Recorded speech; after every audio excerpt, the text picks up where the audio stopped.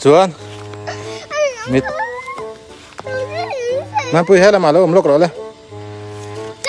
email lần nào thì tôi áo giờ cần xuất lốc email lần nào thì tôi chơi okay two in hit lâu lại one two three mấy cọc rồi đấy one two three mấy cọc rồi số làm yếu dễ làm ăn rồi đó còn ngờ mình chỉnh lại là mình chỉnh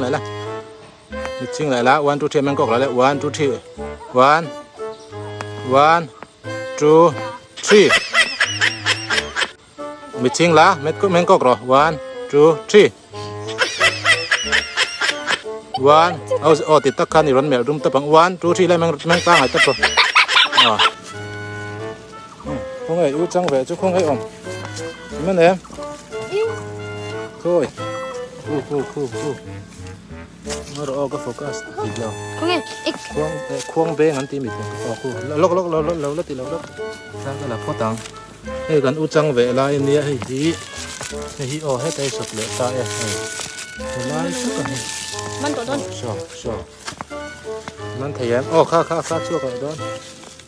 มันเทียม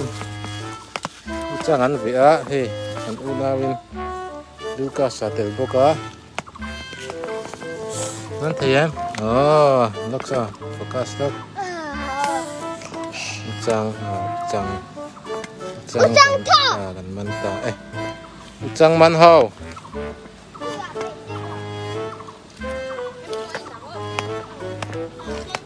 ชัวร์เลยได้อุลาพะเรามี relax ล็อกอะไร movie จันหลักหลอกไล่แต่เห็นมั้ง